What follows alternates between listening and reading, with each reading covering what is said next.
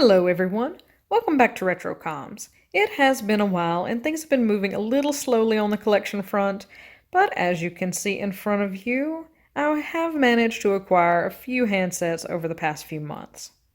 You are in for a rare treat as some of these are booted up and fully functional, and we can do some quick little tests and show that they are operational. Others, well, others are not so lucky. But we'll start off down here at the left and work our way further right. First up, we've got the Samsung Alias. Now, I did try to charge these up so that you could see a little demonstration, but it had been a while and the batteries are already dead from just sitting. Wonder if those batteries are defective. We'll go ahead and open one of these up like so, and the other one will open this way. Same device, but being the Samsung Alias, the hinge is capable of opening this way, like the Pantech Impact or the LG Envy, and of course this way like a traditional flip phone. Sticking with traditional flip phones, I'll go ahead and open up this LG.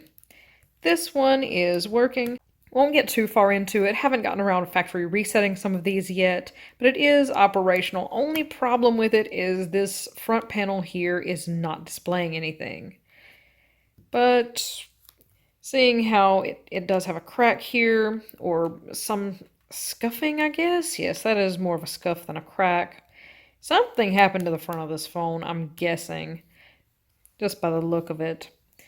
However, this LG, though it is not a flip phone, is operational. Again, won't get too deep into it. We can see that resistive touchscreen works.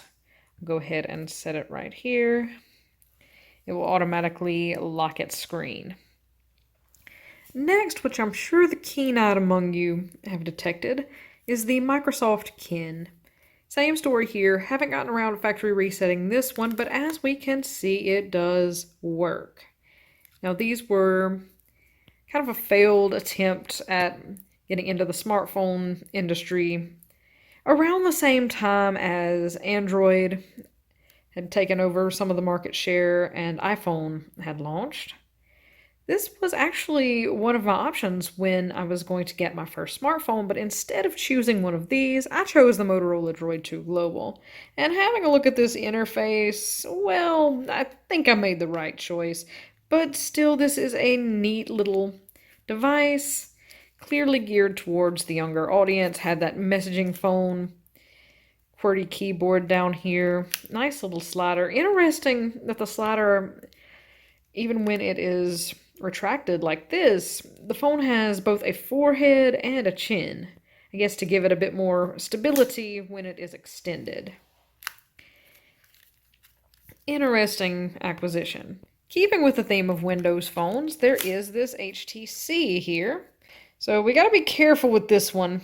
I haven't factory reset any of this, and the previous owner's number is still visible, but this handset does still work. I'm going to lock it because we can't have not a phone number, not an area code, not 1 byte or 1 bit of personal data exposed on this channel.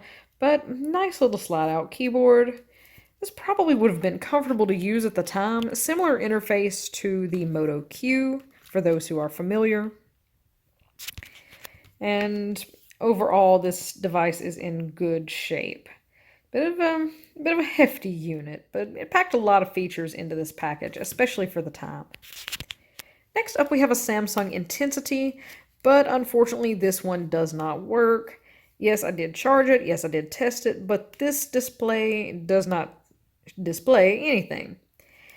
Judging by the feel of it, I can't tell if you can detect it in the sound, but just feeling it in my hand, I'm going to guess that there is something up with this ribbon cable. I've got a few of these, so I'm not too bummed that this one doesn't work. I'll keep it around for spare parts in case it is needed. We'll go ahead and get this one out of the way next. This poor Samsung Galaxy I think it's an A02 or something like that, has seen some things. Now, this does still work, surprisingly. but it is locked with a PIN number, and once I power it on, I won't be able to power it off not knowing that PIN. I'll see about an FRP unlock. I'll keep it around for its board, its cameras, what have you, but cosmetically, this thing is battle scarred. I don't know what happened to this phone, but it is a miracle that it still works. Wait, is it a little bent? No, that might just be damage on the frame. You guys tell me. Either way, this thing, I don't know how this thing survived. That is proof. That and this S8 Active that is recording it, that Samsung's are some tough little phones. Mine hasn't seen anything near the cataclysmic effect that whatever damage had on this poor thing, but it has lasted me, well, over 5 years. It's been a while, and not planning on upgrading just yet. We'll see how long this one can go. But on to Motorola. With this Droid, I believe this is the Droid HD. It's got a little bit of damage up here. Or is this a Droid Razr Max? Not the Razr Max HD. This era of Android is where I start completely blanking out on model names, so do forgive me. Won't go too deep in here, but we can see the screen works. Doesn't have its SIM card inserted, nothing to see there. Nice photo as the wallpaper. But all in all, decent shape. Didn't have one of these, so glad to have that one. Whoops, missed. There's the power button. And next comes this Moto Z, or Moto Z Play. This one came to me in this lot. It was locked with FRP, but fortunately I was able to bypass it. And I've been playing around on it, seeing what the user experience on one of these phones is like. Because with the Moto Z, you did have these little attachable modules that would plug in right back here.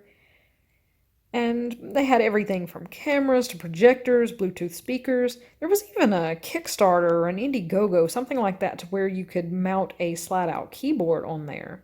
And you know how I feel about sliders.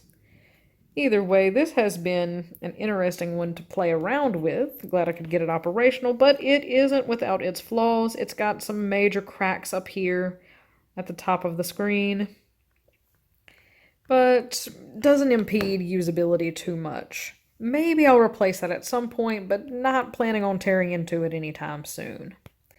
And last, but most certainly not least, a Nokia communicator. Not just any Nokia communicator. This one is actually the German variant. So we can see here some of the keys are labeled in German.